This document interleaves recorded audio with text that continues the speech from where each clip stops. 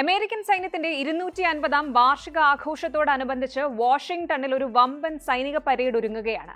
ഈ പരേഡ് നടക്കുന്ന ജൂൺ 14-ന് മറ്റൊരു പ്രത്യേകത കൂടിയുണ്ട്. US പ്രസിഡന്റ് ഡൊണാൾഡ് ട്രംപിന്റെ 79-ാം ജന്മദിനമാണ് അന്ന്. അപ്പോൾ അങ്ങനെ ഒരു ആഘോഷം കൂടിയായി മാറുകയാണ് ആ ദിനം.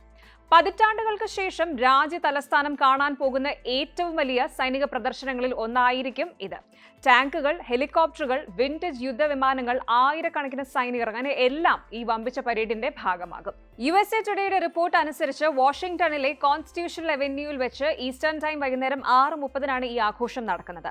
സൈന്യത്തിന്റെ ചരിത്രപരമായ വാർഷികം ആഘോഷിക്കുന്ന ഔദ്യോഗിക പരിപാടിയാണെങ്കിലും ട്രംപിന്റെ ജന്മദിനത്തിന്റെ ഒരു അനൌദ്യോഗിക ആഘോഷം കൂടിയായി മാറിയിരിക്കുകയാണ് ഈ ഒരു ദിവസം. പരേഡിന്റെ ഭാഗമായി രാവിലെ ആർലിംഗ്ടൺ നാഷണൽ സെമിട്രിയിൽ പുഷ്പചക്രം സമർപ്പിക്കുന്ന ചടങ്ങോടെ പരിപാടികൾ ആരംഭിക്കും. പിന്നീട് നാഷണൽ മാൾ മുതൽ വൈറ്റ് ഹൌസ് വരെ സൈനികരും കവചിത വാഹനങ്ങളും നിരത്തിലിറങ്ങും. വൈറ്റ് ഹൌസിന്റെ തെക്ക് ഭാഗത്തായി ഒരു പ്രത്യേക വ്യൂവിംഗ് സ്റ്റാൻഡിൽ ട്രംപ് ഇതിന് സാക്ഷ്യം വഹിക്കും. ഒരു റിപ്പോർട്ട് അനുസരിച്ച് സൈനിക പാരാട്രൂപ്പർമാർ വിമാനത്തിൽ നിന്ന് ട്രംപിന്റെ സ്റ്റാൻഡിന് സമീപം ലാൻഡ് ചെയ്യുകയും അദ്ദേഹത്തിന് ജന്മദിന സമ്മാനമായ ഒരു അമേരിക്കൻ പതാക കൈമാറുകയും ചെയ്യും. തന്റെ ആദ്യ ഭരണകാലത്ത് ഒരു വലിയ സൈനിക പരേഡിന് ആഹ്വാനം ചെയ്തിരുന്ന ട്രംപ് ഇപ്പോൾ ഈ പരിപാടിയിൽ ഒരു പ്രധാന പങ്ക് വഹിക്കുന്നുണ്ട്. പരേഡിന്റെ അവസാനം സൈനികരുടെ പുതിയ നിയമന ചടങ്ങുകൾക്കും പുനർനിയമന ചടങ്ങുകൾക്കും അദ്ദേഹം അധ്യക്ഷനാകുമെന്നാണ് സൂചന.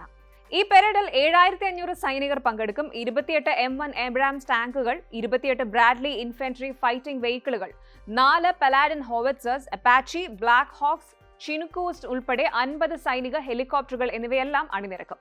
കൂടാതെ B-17 ബോംബ്, P-51 മസ്താങ് പോലുള്ള വിന്റേജ് യുദ്ധവിമാനങ്ങളുടെ ഫ്ലൈ ഓവറുകളും ഉണ്ടായിരിക്കും. ചരിത്രപരമായ പുനരാവിഷ്കാരങ്ങൾ, സൈനിക ബാൻഡുകൾ, അക്കാലത്തെ സൈനിക ഉപകരണങ്ങൾ എന്നിവയും പ്രദർശിപ്പിക്കും. ഈ പരിപാടിക്ക് നിലവിൽ $30 ദശലക്ഷം ചെലവ് പ്രതീക്ഷിക്കുന്നത്. ഇത് $45 ദശലക്ഷം വരെ ഉയരാനും സാധ്യതയുണ്ട്.